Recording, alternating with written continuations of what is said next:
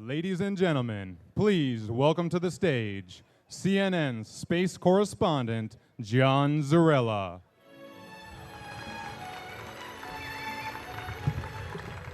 Good morning, everyone, and welcome to this very, very special occasion. For those of you who are out there and you have not had the opportunity yet to get inside and see Atlantis, it literally, there's only one word to describe what they have done here with this museum is wow. It is absolutely spectacular. In fact, you know, a lot of the astronauts that I've talked to have said that the way Atlantis is displayed, it is in such a way that even they, unless they were out on a spacewalk, never really saw it like it is displayed. So it's going to be a real treat for you. You know, derived from the Greek words meaning space sailor, the term astronaut refers to that elite group who launched aboard NASA spacecraft bound for orbit and beyond. It also refers to those selected to join the astronaut corps, who make space sailing their profession. To be an astronaut is something many of us only dream about. In fact, only 540 astronauts visited space during NASA's 30-year Space Shuttle program. We are honored to celebrate in person the male and female astronauts who represent all 33 missions of the Space Shuttle Atlantis. Collectively, all the astronauts with us today represent a total of 43 space flight missions spanning from Gemini 11 on September 1966 to STS-135 in July of 2011. Let me take a few moments now to introduce you to the space sailors joining us today.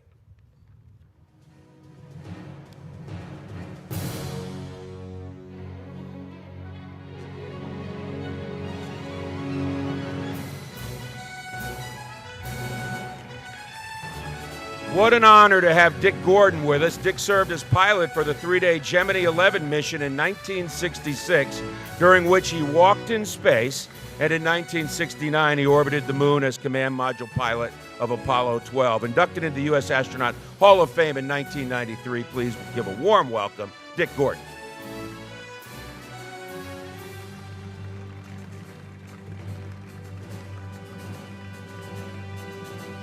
We are also honored to have Bob Crippen here. Bob piloted the first orbital flight of the Space Shuttle program, STS-1, which was launched on April 12, 1981, aboard the shuttle Columbia. STS-1 was a 54.5-hour mission orbiting the Earth 37 times.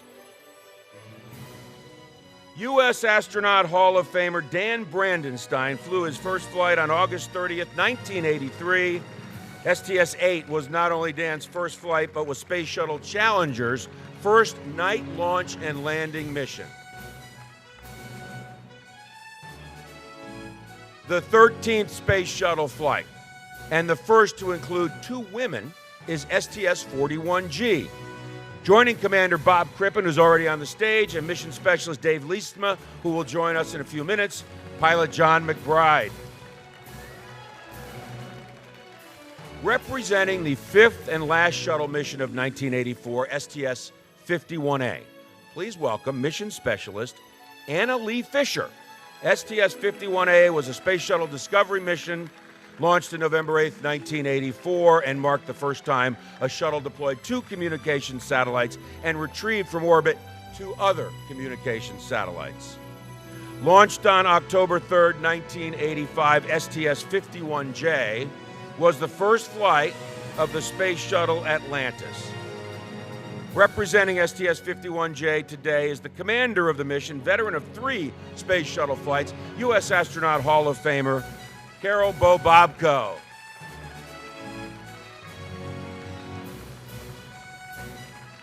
Please give a warm welcome to STS-61B commander, veteran of 3 Space Shuttle missions, and U.S. Astronaut Hall of Famer, Brewster Shaw.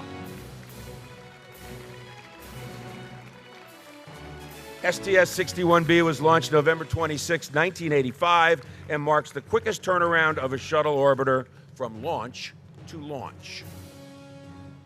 STS-27 was a 4-day mission launched on December 2nd, 1988 as a 5-person crew, 3 of whom are here today. From Atlantis' mission, STS-27, please put your hands together for pilot Guy Gardner and Astronaut Hall of Fame mission specialist Bill Shepard.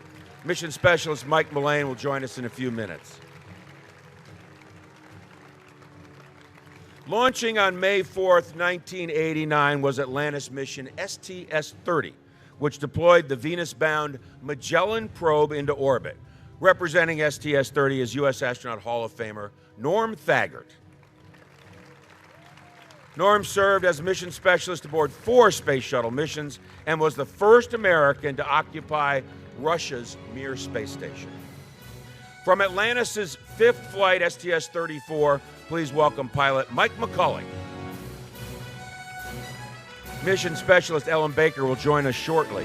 STS-34 launched on October 18, 1989, deploying the Jupiter-bound Galileo probe.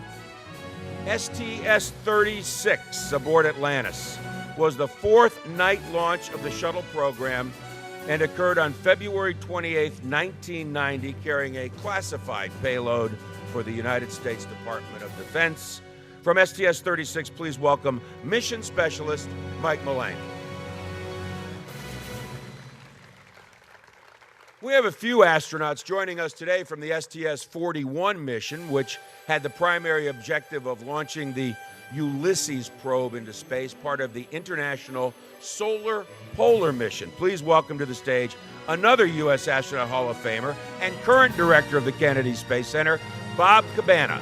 Joining Bob, mission specialist Bill Shepard on stage, and Bruce Melnick. Go this way. He can run a space center, but he doesn't know which way to go. Representing STS-38, please give a warm welcome to Astronaut Hall of Famer and Commander Dick Covey, Astronaut Hall of Fame pilot Frank Culbertson, and mission specialist Sam Gaymar. Dick is a veteran of 4 space flights, while Frank and Sam each flew on 3 space flights. On STS-38, Dick, Frank, Sam, and their fellow crew members logged more than 2 million miles and 79 revolutions in a 4-day mission, which carried a classified payload for the Department of Defense. Representing STS-35, please welcome payload specialist Sam Durrance. STS-35 was a Space Shuttle Challenger mission that launched on December 2nd, 1990, and was devoted to astronomical observations with Astro 1, a Space Lab observatory consisting of 4 telescopes. Next, please welcome STS-37 pilot Ken Cameron. STS-37 was a 6-day mission with the primary objective of launching the Compton Gamma Ray Observatory, the second of the great observatories, which include the Visible Spectrum Hubble Space Telescope, the Chandra X-ray Observatory, and the Infrared Spitzer Space Telescope. This mission also featured 2 spacewalks, the first since 1985. STS-43 was the 9th mission of the Space Shuttle Atlantis, with the primary goal of launching the 4th Tracking and Data Relay Satellite. Here to represent STS-43, pilot of the mission, Mike Baker. Mike. STS-44, launched on November 24, 1991, was a mission dedicated to the U.S. Department of Defense. Here to represent this flight, please give a warm welcome to mission specialist Mario Runco. Mario?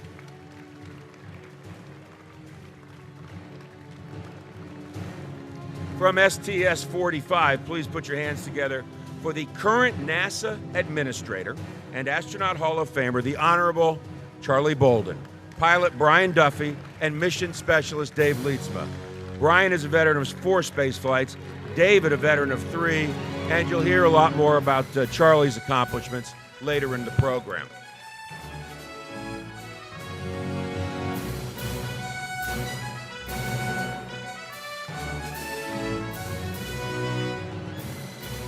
From STS-46, the mission deployed the European Space Agency's Eureka, the European Retrievable Carrier. Please welcome pilot Andy Allen, veteran of 3 space flights. Mission specialist of STS-43, Marcia Ivins, will join us shortly.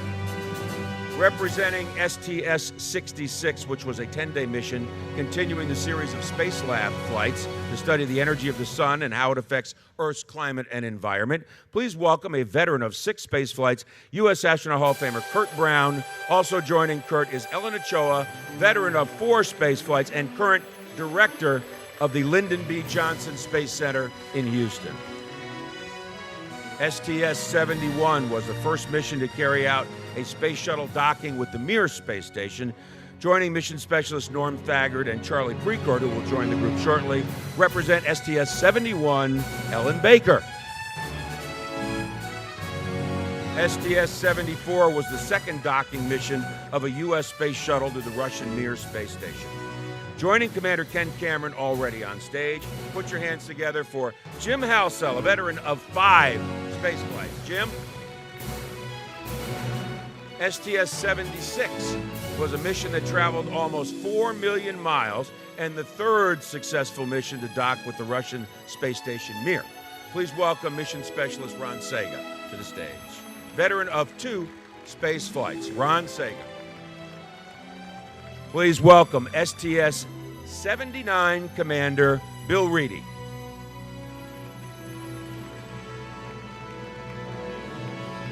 Bill led his team on a successful mission docking with Mir and delivering equipment, supplies, and relief personnel. Bill Reedy. STS-81, launched on September 19, 1996, was the second mission to Mir that involved an exchange of U.S. astronauts. Joining Commander Mike Baker already on stage, please welcome mission specialist Marcia Ivins, veteran of 5 space flights. STS-84 was the 6th shuttle Mir docking mission, part of the NASA Mir program. The mission was highlighted with the transfer of 4 successful U.S. crew members to the Russian space station. With us tonight is Astronaut Hall of Famer Charlie Precourt, commander of STS-84. Charlie? STS-86 was the 7th Mir docking mission by the Space Shuttle. The mission was highlighted with the exchange of crew members to continue Phase 1B of the NASA Mir program. Cooperative effort with permanent presence of a U.S. astronaut on the Russian space station. From STS-86, please welcome mission specialists Wendy Lawrence and Dave Wolf. STS-101, launched on May 9, 2000, was a resupply mission to the International Space Station and was the first to fly with the glass cockpit. Pilot Jim Halsell, already on stage, represents STS-101, his second mission on Atlantis. Representing STS-106 is pilot Scott Altman, 4-time spaceflight veteran. STS-106 was an Atlantis mission to the International Space Station with the goal of preparing the Zvezda service module, the early living quarters for the station for the arrival of the first residents of expedition crew at the start of a permanent human presence on the new outpost. STS-98 launched February 7, 2001 and delivered the Destiny Laboratory module to the International Space Station. Mission specialist Marcia Ivins, already on stage, also representing STS-98. 3-time mission specialist J.R. Riley is here representing STS-104, which launched July 12, 2001. STS-104 was a mission to the International Space Station with a primary objective to install the Quest Joint Airlock and assist with maintenance on the ISS. STS-110 launched on April 8, 2002 with the purpose to install the S0 truss segment, which forms the backbone of the truss structure on the ISS. Already on stage, mission specialist flight and current Lyndon Johnson director, Ellen Ochoa. Joining her to represent the mission, Mike Bloomfield. Representing STS-112, a 4.5 million mile mission that delivered the 28,000-pound starboard 1 truss segment to the ISS. Our mission specialist Dave Wolf was already on stage, and 3-time Atlantis veteran Sandy Magnus.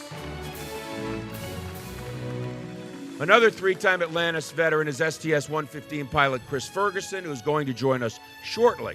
STS-115 successfully delivered the 2nd port side truss segment, a pair of solar arrays, and batteries to the ISS. Launching on July 8, 2007, STS-117 delivered to the ISS the second starboard truss segment and its associated energy systems. Joining Mission Specialist J.R. Riley already on stage, please give a warm welcome, Flight Engineer Clayton Anderson. Launching on February 7, 2008, the primary objective of STS-122 was to deliver the European Columbus Science Laboratory, built by the European Space Agency, to the International Space Station. Slow down, don't walk any faster. Here to represent STS-122, enjoy your bows. He's the Associate Administrator for Education, Leland Melvin. Leland. Joining STS-125 Commander Scott Altman, who's already on stage, are pilots Ray J. Johnson and Mission Specialist Mike Good. STS-125, launched on May 11, 2009, was the fifth and final Space Shuttle servicing mission to the Hubble Space Telescope. STS-129 was launched on November 16, 2009, and focused on staging space components outside the International Space Station.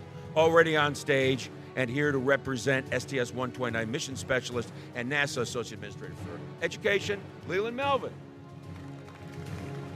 STS-132 launched on May 14, 2010, with a payload that included the Russian Razvet mini research module along with an integrated cargo carrier vertical light deployment to the ISS.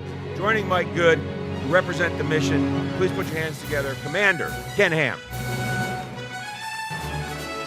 On July 8, 2011, STS-135 aboard Atlantis, multi-purpose logistics model Raffaello, and the lightweight multi-purpose carrier to the ISS. With a successful landing at the Kennedy Space Center on July 21, 2011, Atlantis marked the final mission of America's Space Shuttle program. Already on Chris Ferguson.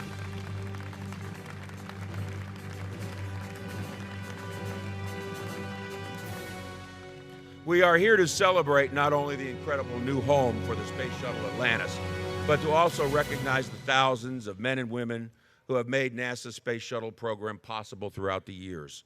A special thanks to all of you goes out to the workers of the entire Space Shuttle program throughout the 30-year history.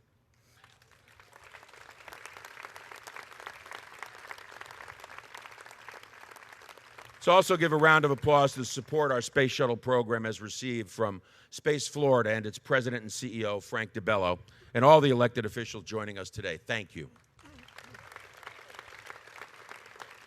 Certainly without the support of all of you, the Space Shuttle Atlantis would not be here today.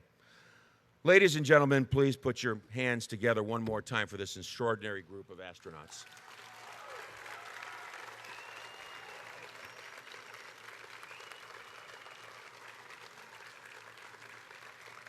To begin our program, here to sing our national anthem, please rise and welcome NASA's Karen Griffin.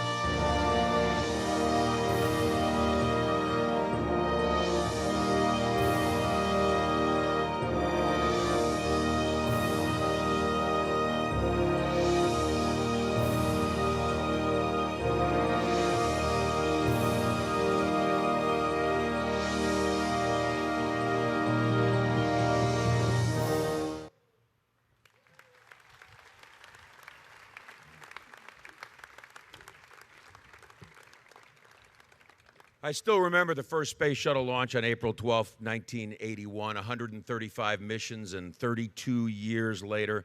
It is remarkable to think of all the times that I watched the launches and the landings here and to think of what a remarkable spacecraft it was. But it's the people who, of course, made these vehicles remarkable. People like Terry White, if you know Terry, of the famous white handlebar mustache.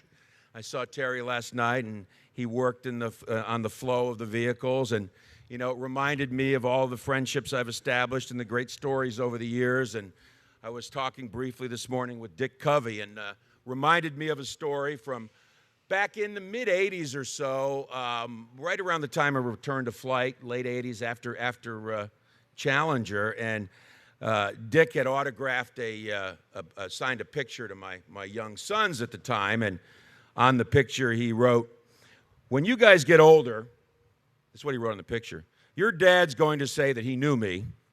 He didn't." True, but that's the kind of wonderful people they were and are. Beginning with Columbia, continuing with Challenger, Discovery, Atlantis, Endeavour, the Space Shuttle was humanity's first reusable spacecraft. Never take for granted this overriding significance: humanity's first reusable spacecraft. Each year, over 1.5 million people from all over the world visit the Kennedy Space Center Visitor Complex to enjoy its many attractions and educational programs. With the exciting new addition of Space Shuttle Atlantis, that number is sure to exponentially grow. To help ensure NASA's success, NASA is pleased to work with Delaware North Companies, a global leader in hospitality and food services. Leading its team for this visitor complex is Bill Moore. In addition to his work here, Bill serves on several boards for various community organizations. Ladies and gentlemen, please give a warm welcome to my friend, Chief Operating Officer Bill Moore.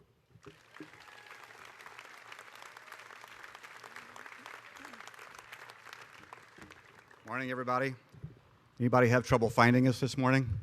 We put this little icon in back of us so you could find your way from the front gate to here. Looks like it worked pretty good. Morning to all of you, and thanks for coming out.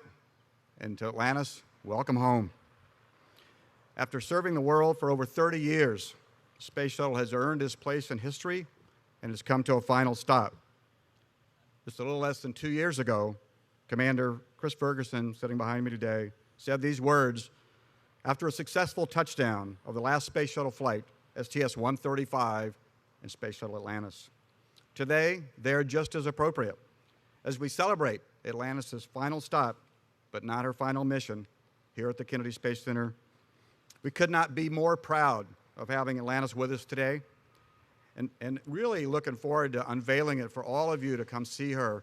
As you heard John say, we had a little soiree last night, and the astronaut families and those that worked on the shuttle and the astronauts, and to see their faces when we showed them Atlantis was a memory that will last with all of us for a lifetime.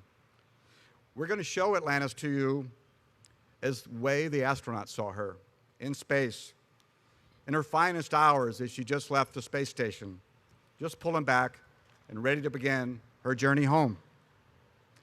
Kennedy Space Center is the only place in the world you'll actually see a space shuttle tilted to one side. Its payload bay doors open. By the way, that sounds like a really simple thing to do. Works great in zero-G gravity. Not quite the same here on Earth. Today, joining us in our celebration are our partners at NASA, with which we could not have been where we're standing today. Many other contractors and companies and organizations, really too numerous to mention. We share in a proud moment with many of us here on the Space Coast who worked very hard to keep an orbiter here, where orbiters have a home, where all 135 missions launch from, right here at the Kennedy Space Center. And of course, we share it with those men and women around the world, but particularly here in this country, who built the shuttles, who processed them, who flew them, who brought them home and got them ready to fly again. We ride on the shoulders of many today, and to all of them, I say thank you. Celebrating the efforts of exactly is what we want to do today. Celebrate the vehicles, celebrate the people, pay tribute to those, and to understand the Space Shuttle program, the pride, and you'll see when you get inside the patriotism for this country that Atlantis represents. Just as the future of our space program rides on the shoulders of the shuttle and those who flew her and those who worked on her, it's made possible by everyone here who shared a dream of manned space flight. They worked tirelessly to make it a reality, and we will fly men from the Kennedy Space Center again into space.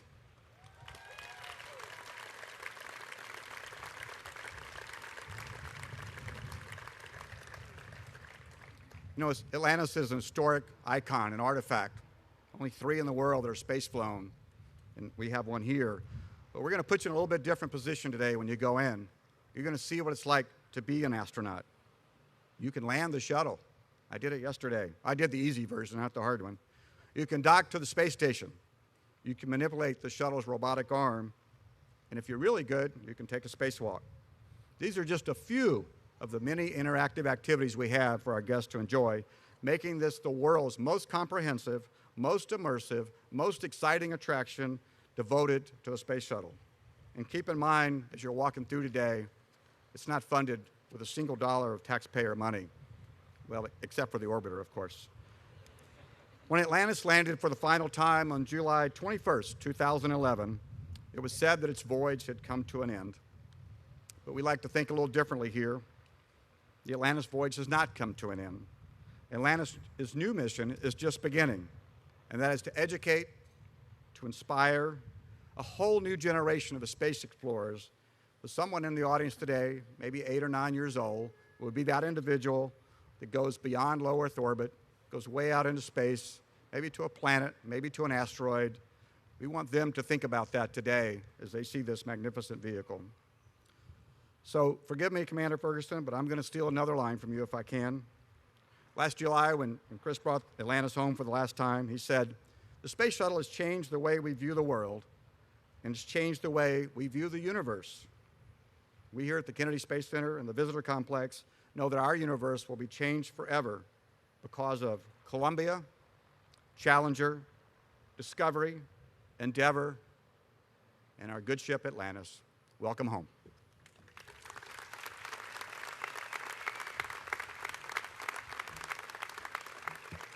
Thank you, Bill. Also joining us today is Rick Abramson, who for 8 years served as President and Chief Operating Officer of the Kennedy Space Center Visitor Complex.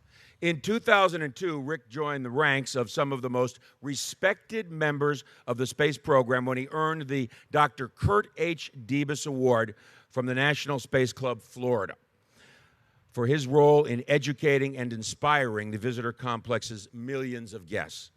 Rick also received NASA's highest achievement award for non-government employees, the NASA Public Service Medal. Please give a warm welcome to President of Delaware North Parks and Resorts and Executive Chairman of Delaware North Australia and Asia, Rick Abramson. Rick?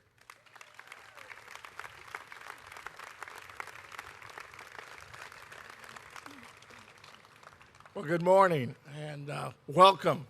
There's a lot of firsts today. You'll be the first to be in a crowd of these historic heroes behind me, and you're first of the public to come inside to see this. I only make one ask of you. If you like it, tell someone to tell someone to tell someone how great NASA, Atlantis, and the space program is. You know, we have this thank you. We have this distinct privilege of having this gathering of astronauts here today, which is all well and good. But to be able to tell their story and take it the next step is up to you.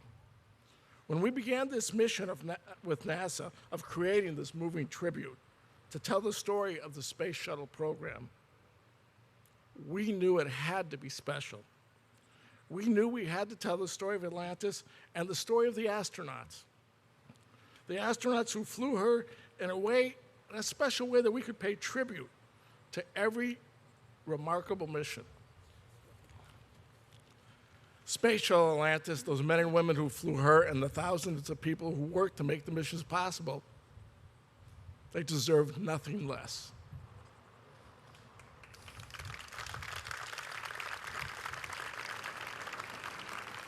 And I can tell you, after experiencing the attraction myself, I know the visitors, after they see it, will be left in awe and moved beyond anything they might ever expect.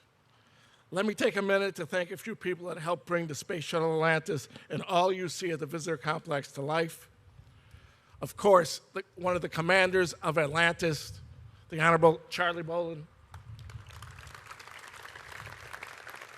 Our boss and the director of the Kennedy Space Center, Bob Cabana. And Cheryl Hurst with NASA. Thank each and every one of you and everybody who stood behind you and with you and helped you. And everybody at NASA for your vision, your partnership to bring this whole project to reality. I really hope we made you proud. I think we did.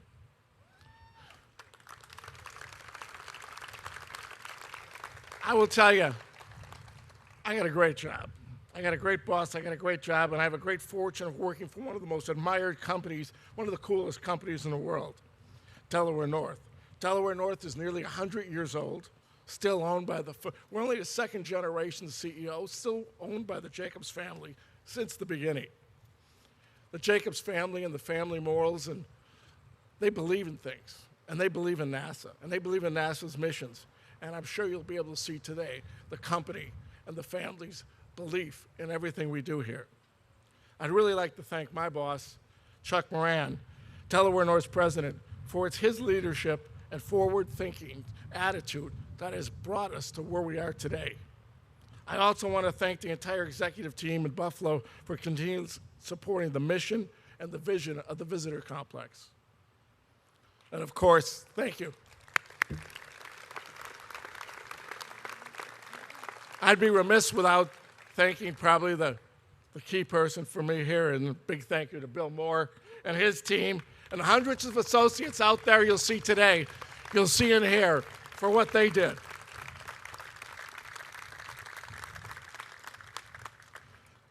Our people are very dedicated to tell the NASA story, past, present, and future. But there are hundreds of individuals and companies who played a role for this new $100 million Space Shuttle Atlantis, and you will see, beyond anyone's belief, this is once in a lifetime you'll be able to have this experience and see this, not unless you want to come back next week. Atlantis is greatly going to enhance the Kennedy Space Center Visitor Complex. It's going to enhance the landscape of Florida for tourism. It's going to enhance the United States. I was at a tourism conference about 2 weeks ago, and talking with people from Brazil, talking with people from China, talking with people from Japan, talking about the shuttle program, the International Space Station, and what we're going to have on display. People are going to be coming to the United States, spending money here, good for our economy, good for Florida, good for the Space Coast, and be able to see this must-see destination. I hope you'll see it today. I hope you'll enjoy it and love it as much as I do. And I just want to ask you one thing. If you do, tell someone to tell someone to tell someone to tell someone to come to the Space Coast and the Kennedy Space Center. Thank you very much.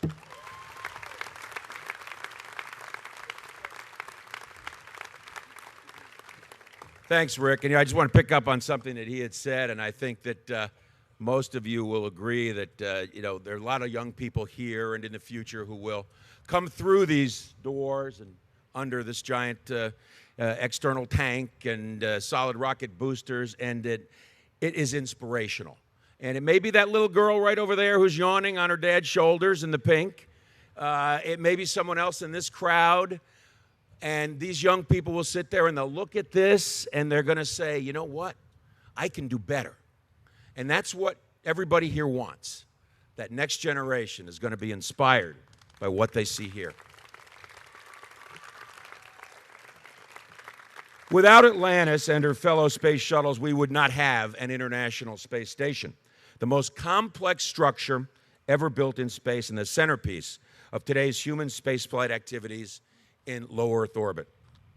Since Expedition 1 in 2000, the space station has continuous human occupation and has been visited by 204 men and women. Among those currently living on the International Space Station are Dr. Karen Nyberg, the 50th woman in space, and Christopher Cassidy, the 500th person to fly in space. Just downloaded from the space station, Dr. Karen Nyberg and Christopher Cassidy. Hello, friends at the Kennedy Space Center Visitor Complex. I'm Karen Nyberg, and this is Chris Cassidy of Expedition 36. We are thrilled to be a part of this momentous celebration. Atlantis holds a place near and dear to my heart, and this exhibit embodies her accomplishments and legacy. Without the Space Shuttle program and the dedicated professionals who made it possible, we literally would not be here today. In fact, Atlantis delivered this very module we're speaking to you from. Piece by piece, this space station was assembled 220 miles above the Earth at over 17,500 miles an hour. Atlantis was critical in both assembly and resupply during her 12 missions to our orbiting outposts. Station is now a convergence of science, technology, and human innovation that is helping us learn what it means to be a spacefaring people by demonstrating new technologies and making research breakthroughs not possible on Earth. Thank you for allowing us to be a small part of today's celebration. Welcome home, Atlantis, from the crew of Expedition 36.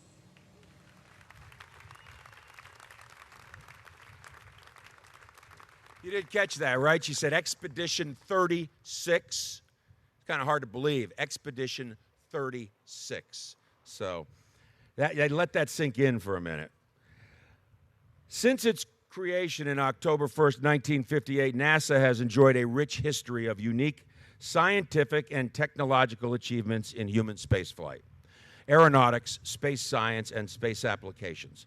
Contributing to that history in front of and behind the scenes is a long list of men and women, among them the elite group of astronauts with us today. One of whom, Bob Cabana, who was on that first assembly mission to the International Space Station. A veteran of 4 space flights, Bob logged 38 days in space, serving as the pilot of STS-41, STS-53, and mission commander on STS-65 and STS-88. He's received numerous personal awards and decorations: Distinguished Flying Cross, Presidential Distinguished Rank Award, National Space Club Florida, and he told me to abbreviate, so et cetera, et cetera, et cetera, et cetera.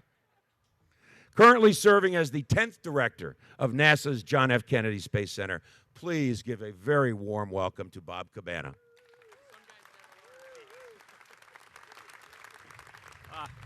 Thanks, John. Hey, if you think that's impressive, just wait till you get inside.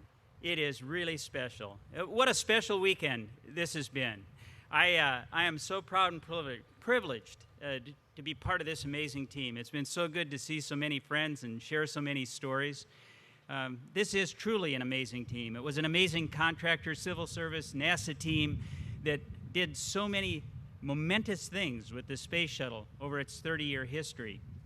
It was a great partnership between NASA, Delaware North, PGAV, Pinwall, to put this exhibit together. And I couldn't be more proud of the display of Atlantis. It truly is special, and believe me, from all of us that had the privilege to fly in space, we think they did it right, and I know that you will too. When I was a small boy, we took a trip to Washington, D.C., and I remember going to the Smithsonian and seeing the Wright Flyer and the Spirit of St. Louis hanging from the ceiling, and that instilled in me a goal, a desire, a dream, a passion to fly, and I was fortunate enough to fulfill that dream. And one thing kind of led to another. I never dreamed I'd be an astronaut, let alone back here as the director of the Kennedy Space Center. But it initiated that spark. It got me going. And it's my hope that some young boy or girl is going to see Atlantis in there during one of their visits, and it's going to put that spark in them, that spark to say, I want to fly. I want to be an astronaut. I want to explore. And that's what NASA's going to do. We're going to move on. We're going to go exploring. We are going to leave planet Earth. We're going to go to asteroids, the moon, Mars, and beyond, because that's what we do. And right now, over in the ONC building in the high bay over there, we're building America's next spacecraft to take astronauts beyond planet Earth, and it's flying on a test flight next year. And in 2017, it's going to fly on a really big rocket, and in 2021, we're going to have crews on board. We're enabling a commercial crew program that's going to take our astronauts to our International Space Station. We are doing great things, and we're going to continue to do great things because of this amazing team. So thank you for your support. Please enjoy this exhibit today. It truly is special. Thank you.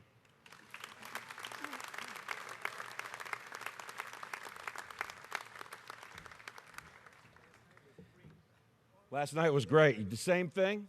Same thing. A man who needs no introduction, so we won't give him one.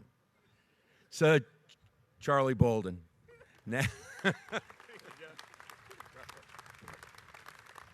John, thanks very much. Bob just asked, how come you do what he says and you didn't do what I said? I said to Bob, it's because I'm the administrator, and in NASA, nobody ever listens to me. At least John Zarella does. So thank you, John. Thank you. I want to thank the Kennedy Space Center workforce, first of all. You all are awesome.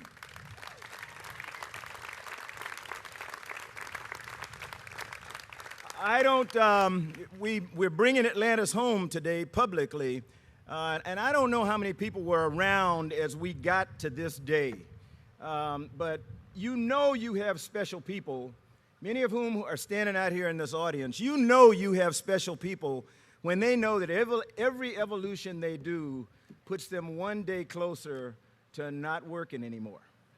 And yet they work every single day tirelessly because they believe in the future. And so when I say I want to thank the Kennedy Space Center workforce, people of the Space Coast, today and into the future, I really mean that. You all are incredibly special people, and this nation owes you a super debt of gratitude.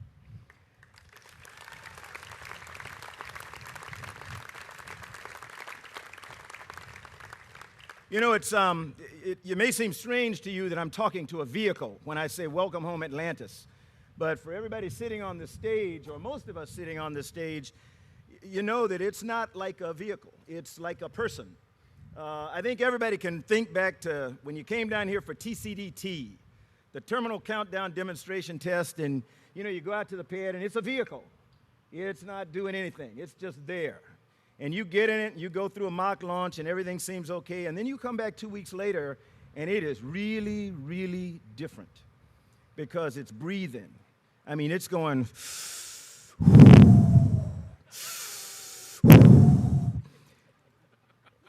and you thought you were okay until this thing starts talking to you. So when I say welcome home Atlantis, I mean welcome home Atlantis, because for most of us on this stage, it has been a dear friend. It has taken us to places that we never dreamed and brought us safely home, and so it's very special. It's not far from here, Atlantis, where you launched so many times. There's no better way to launch NASA into our new era of human spaceflight than to take a moment to salute the men, women, and the flying machines that have helped our nation lead the world in space exploration. It's great to see so many former astronauts here. And I know people say, but there's no such thing as a former. Yeah, we're former. And we understand that. Especially good to see my friend from Gemini and Apollo, who shall remain nameless, and who promised that if I didn't call his name, he wouldn't say anything bad about me, Dick Gordon.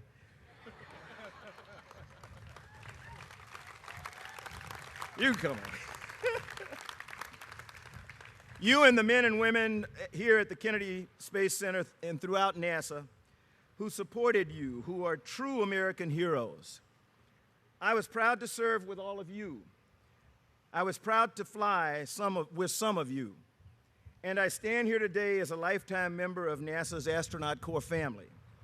I want you to know that everything we're planning for the future, from sending humans to an asteroid to sending humans to Mars, is only possible because of the breakthroughs and the groundwork that all of you laid over the 30-year, absolutely incredible history of the shuttle program and the more than 50 years of human spaceflight. Your accomplishments are amazing. They're history upon which great nations are built. And believe me, we're going to continue in your tradition to break new barriers and reach new frontiers. Our newest group of 8 astronaut candidates, 4 men and 4 women, who were introduced to the world last week, stand on all of your shoulders. Just as when I got the call in 1980 that I was going to join the NASA Astronaut Corps, they're full of hope, possibility, and pride for the chance to be a part of our nation's great legacy to space exploration. Space Shuttle Atlantis is a critical part of that NASA history. The fourth of our space shuttle, rated space shuttles, Atlantis was delivered to Kennedy in 1985 and immediately became a workhorse of the fleet. She has 33 missions under her belt, including NASA's final shuttle mission that rolled to its final stop here at the Kennedy Space Center on July 21st, 2011. I will never forget the thrill of commanding STS-45 and flying with my Shuttle Atlantis crewmates, Brian Duffy, Kathy Sullivan, Dave Leetsma, C. Michael Foale, Baron Lichtenberg, and Kirk Frumout. Like all shuttle crews, we work together as a team on some of the cutting-edge science of our day. We help scientists on the ground understand what we were undergoing in space. And we were confident that our work would advance our nation and improve life on Earth. While Atlantis has flown her last mission to space, she lives on to fulfill a new and important mission right here on Earth. She'll inspire a new generation of explorers who one day may join us on missions to Mars and other destinations. Not far from here, the Orion crew capsule that will carry them on these missions is in preparation for its first test flight next year. On a launch pad, also not far from here, industry partners are launching cargo to the International Space Station and will once again soon launch astronauts from American soil. I want to congratulate the team here at the Kennedy Visitors Complex for creating the most comprehensive, interactive, and exciting tribute to the 30-year phenomenal shuttle program. This exhibit is a powerful reminder of NASA's unmatched accomplishments during more than 50 years of exploration and the great future that lies ahead. With her payload bay doors wide open, Atlantis is literally reaching out with open arms to welcome all visitors, create our unprecedented achievements in space, and inspire a new generation. And now, Bill, Rick, Bob, come on up and let's launch this baby.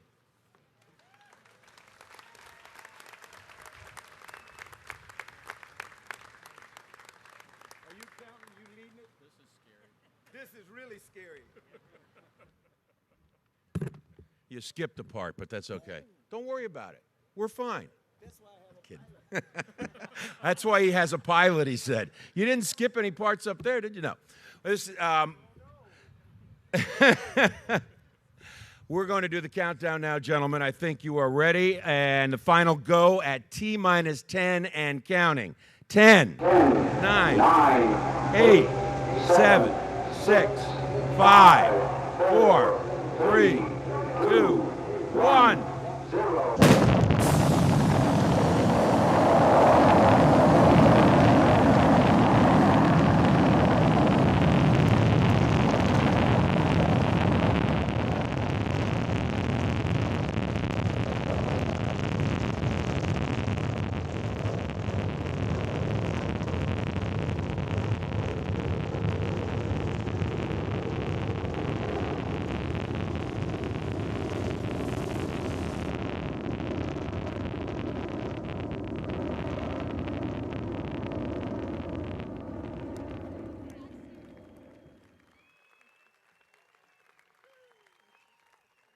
Charlie, can you come up here and do that breathing thing again and how the vehicle breathes? You know, if it talks to you, there is therapy for that, I understand. The time has almost come now to experience the Space Shuttle Atlantis. In a few moments, ladies and gentlemen, the doors will officially open. Before we let you all go, I just want to say thank you to a couple of friends of mine, Tim Macy and Andrea Farmer, who for years have made my job very, very easy. Thank you all for joining us. It was my pleasure to be here, and I hope to see you here again and again and again, because one time will not be enough. Trust me. Enjoy.